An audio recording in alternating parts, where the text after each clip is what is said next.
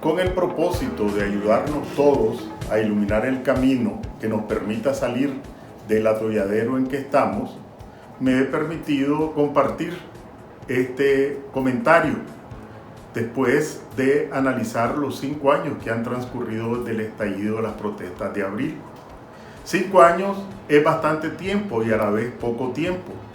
Todo depende del cristal con que se miren las jornadas de protesta que estallaron en abril del 2018.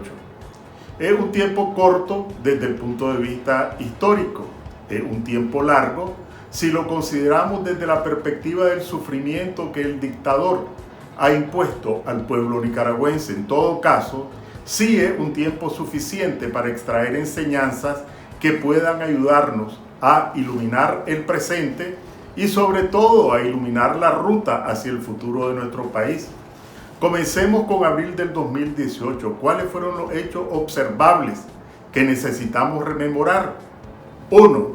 La chispa que encendió la mecha fue un reclamo de carácter económico y social.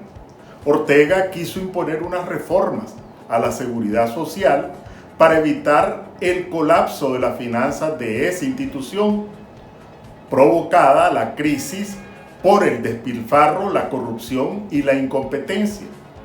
2. La respuesta represiva de las fuerzas de choque de la dictadura despertaron la solidaridad inmediata de sectores juveniles que enfrentaron a las fuerzas represivas. Las protestas rápidamente se contagiaron a las familias y se extendieron a lo largo y ancho del país. 2 elementos corresponde subrayar. 1. El papel de los celulares y de las redes sociales. Y 2.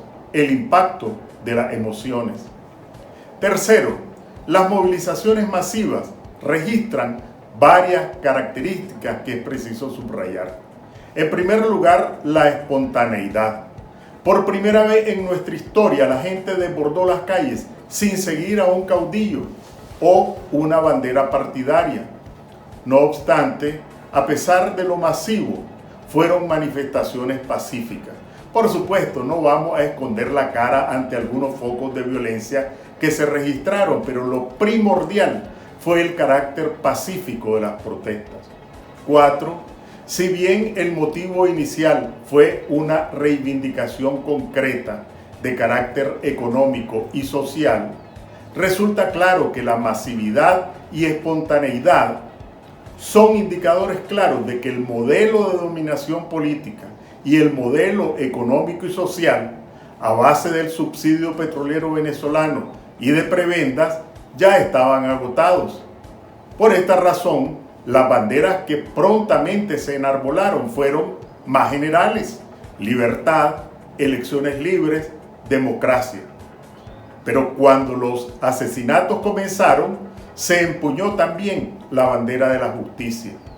Un quinto elemento a registrar es que pudimos observar una fractura en el bloque de poder. En efecto, los grupos económicos que por años estuvieron aliados con Ortega y las cúpulas empresariales se distanciaron de la dictadura. Incluso sectores afines al régimen comenzaron a marcar distancia. Hasta connotados voceros recularon o se metamorfosearon ante el torbellino del movimiento popular. Hay otros rasgos fundamentales que tampoco podemos obviar. Por un lado, el carácter pluriclasista. Ahí había de todos los sectores sociales. Por otro lado, el carácter plural.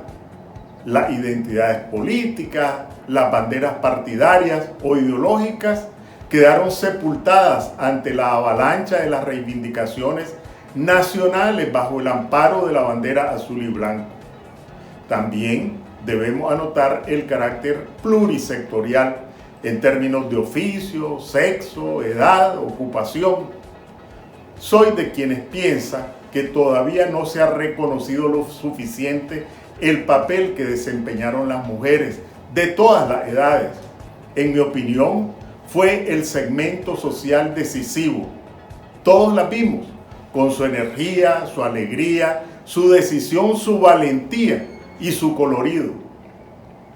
En séptimo lugar, También anotamos que el principal protagonista de este episodio fue el pueblo nicaragüense, la comunidad internacional que estuvo ajena al proceso de implantación de la dictadura. Reaccionó primero con perplejidad, después con tibieza y finalmente con lentitud. En resumen, por primera vez en nuestra historia, la demanda de cambio se expresó de forma masiva, pacífica, espontánea y cobijada por la bandera nacional. Ahora pasemos a otra pregunta. ¿Cuáles fueron los factores que intervinieron en el desenlace de este primer episodio de la lucha? Sin que sean todos, anoto los siguientes. 1. La falta de conducción política y de organización. Lo que en un momento fue la principal virtud, esto es, lo espontáneo, después se transformó en un déficit. Surgieron nuevos rostros, pero no nuevos liderazgos. Ninguna de las organizaciones existentes estuvo en capacidad de orientar el desborde popular.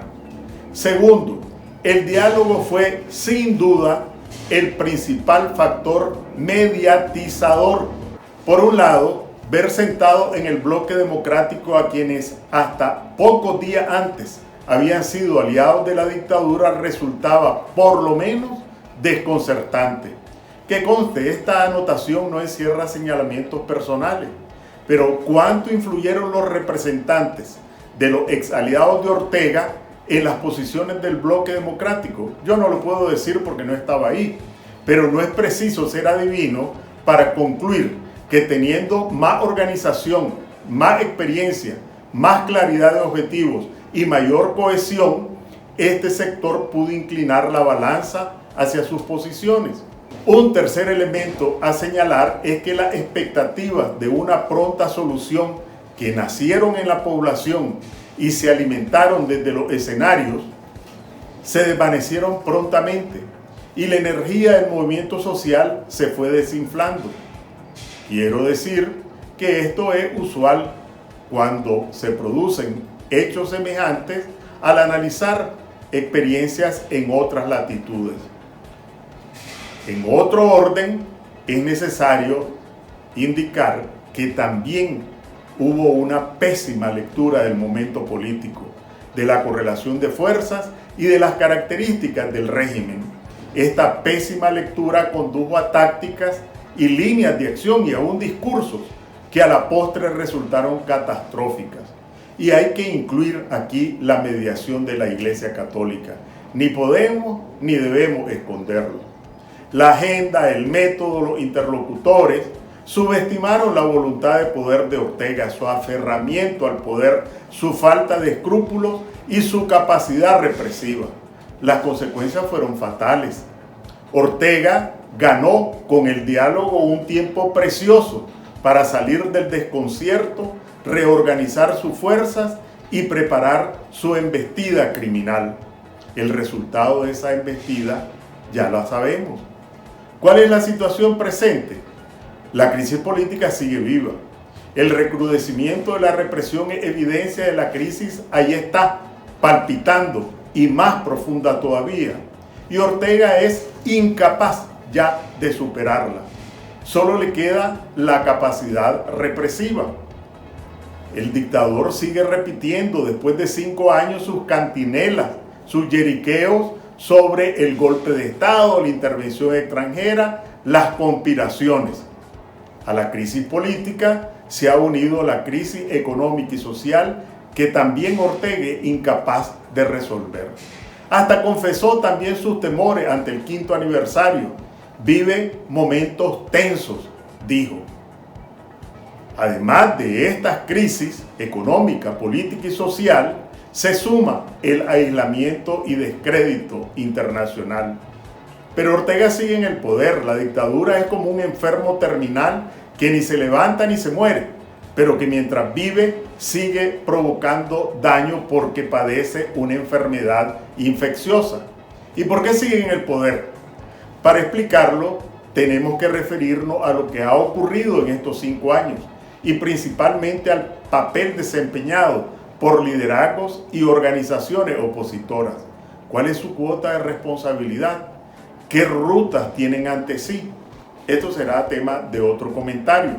Por ahora solo adelanto la siguiente consideración: que la dictadura con sus embestidas recientes ha servido en bandeja a un conjunto de oportunidades que es imperativo aprovechar ahora, porque son oportunidades que no permanecerán de manera indefinida.